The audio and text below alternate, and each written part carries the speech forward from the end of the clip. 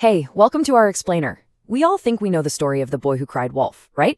But today, we're going to dig into this classic fable and see why its lesson about trust is probably more important right now than ever. And we're going to do it all in just about 5 minutes. So, let's just start with the big question right up front. What is the real price of a lie? It's not just about, getting caught. It's about something way more valuable. It's about trust. That's the currency that really matters. All right, so our story kicks off, like so many great ones do, in a small village with a young shepherd boy. Now, his job was actually a pretty big deal. He had to sit on this quiet, lonely hill day in and day out, watching the village's sheep. His one job was to keep them safe from danger. But here's the thing about all that peace and quiet. It can get really, really boring. And that feeling, that deep boredom, that's the little spark that's going to set this whole story on fire. So, to break up the monotony, he gets this mischievous little idea. He takes a huge breath and just screams at the top of his lungs. "Wolf! Wolf! A wolf is attacking the sheep!" To him, it was probably just a brilliant, totally harmless prank. And bam, the effect is immediate. The villagers hear him, they drop everything, grab their pitchforks, and sprint up that hill, ready for a fight.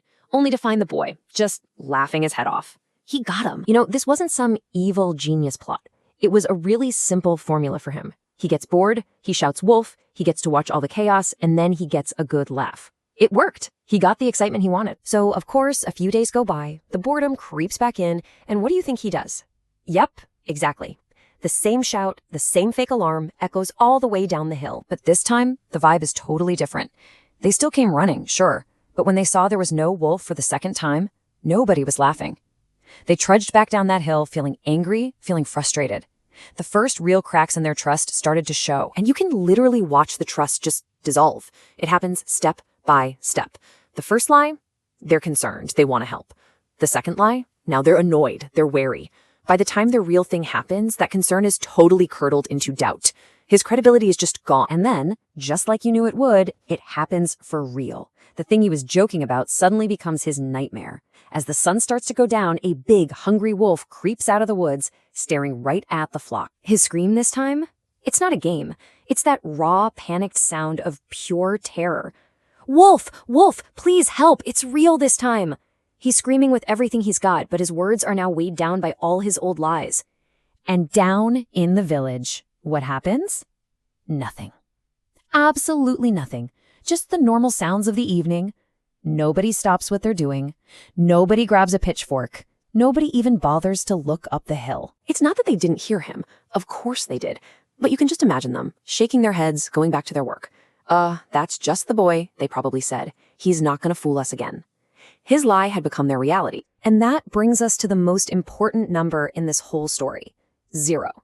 That's how many people came to help him when he needed it the most. He was completely, totally alone, all because of what he'd done. I mean, just think about the twisted irony of it all. When he was lying, he was totally safe, and everyone believed him. But the one time he told the truth, he was in terrible danger, and nobody believed him. He basically traded the trust of his entire community for a couple of cheap laughs. So what's the big moral of the story? It all boils down to this one word: credibility. It's that quality of being believable, of being trusted, and as our shepherd boy found out the hard way, once you lose it, it is so, so hard to get back. Sometimes it's even impossible. Okay, great story, classic fable, but so what? Why are we talking about some ancient shepherd boy right here, right now? Why does it matter to us? Because let's be real, that wolf is everywhere today. It just looks a little different. Think about it. Spreading fake news online, that's crying wolf. Exaggerating stories on social media just to get more likes, that's crying wolf. When we see public trust in big institutions start to crumble, it's usually because people feel like they've been lied to one too many times. This story is just a huge reminder that your personal integrity, your credibility, it's the most valuable thing you have. So, I want to leave you with this one question, something to really think about.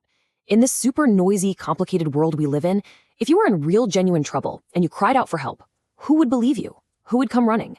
The answer to that, well, it depends on the trust you're building every single day. Thanks for watching.